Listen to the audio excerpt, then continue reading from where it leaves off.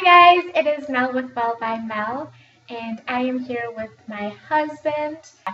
About a week and a half ago, I hit 1,000 subscribers, and that was my goal before 2015, so I hit that, and I'm really excited to see what's going to happen in the next year. And I have my husband here, and I wanted to bring him in to ask him some questions just to help get a guy's point of view, and I don't know, someone else's point of view besides just mine. So this is my husband, Joel. Yeah, not her father. Nah, he's not. Yeah, we both just had a birthday a couple weeks ago, and he turned 40 and I turned 33, so, and sometimes people ask if I'm his daughter.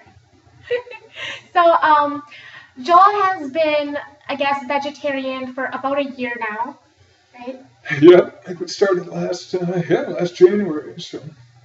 Yeah, and one question I want to ask is, why the change? Why did you decide to stop eating meat? Well, first of all, it wasn't like a turn it on, turn it off thing. This is probably 2-3 years of nutritional evolution, I guess you'd call it.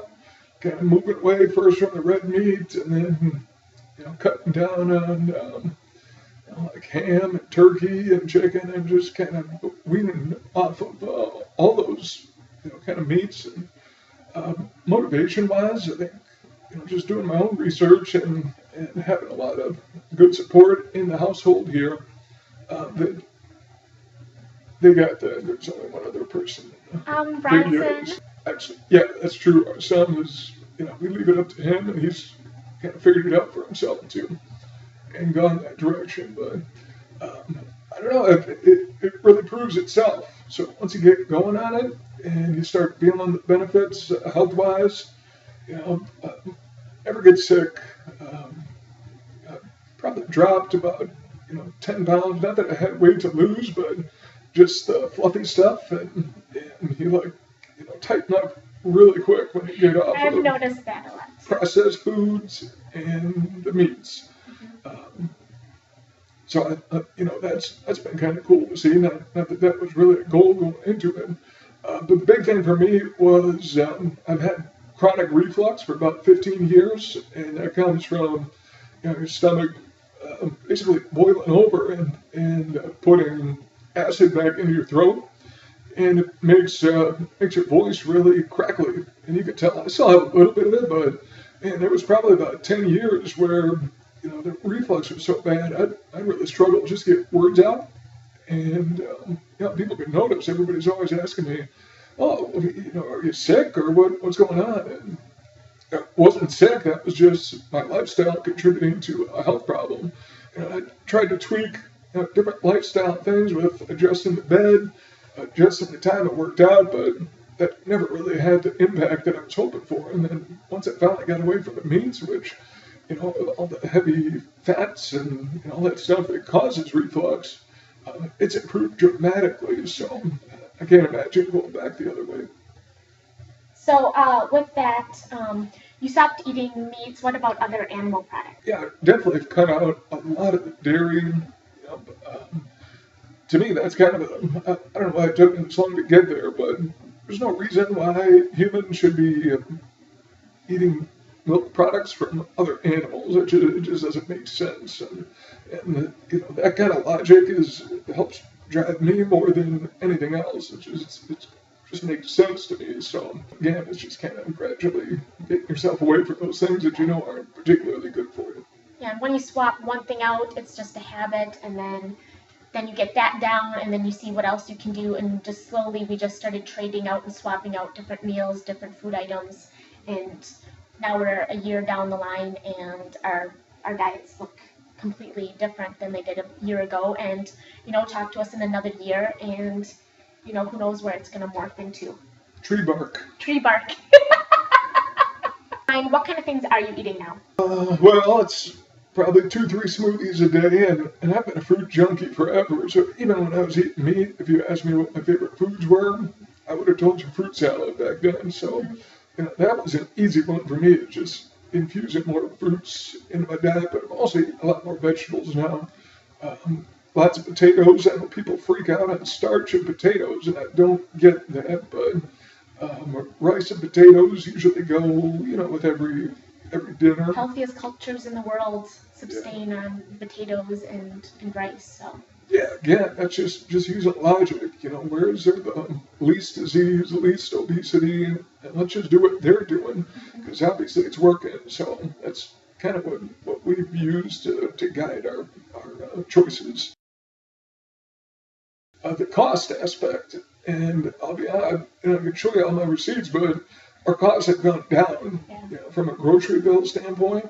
Part of the reason is because we're not avoiding scratch and dent fruits.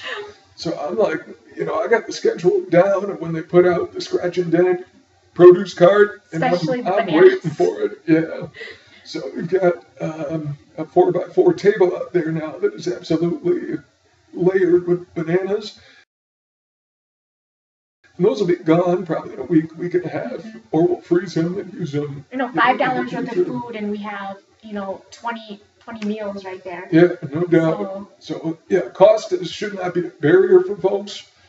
If it is, it means you're probably still eating too much processed stuff, or you're eating out too often. That's one thing we don't really consume. We, if we're looking for a snack, we try to do whole food type things as much as possible. So smoothies. If we want something salty, we might air pop some popcorn. That's about as processed as we usually get in the house. We try to keep things as whole as possible. Yeah, keep it clean. If you're talking to maybe other guys in here, or any of my viewers, maybe they have boyfriends or husbands who are kind of leery about going onto a vegetarian, vegan / diet.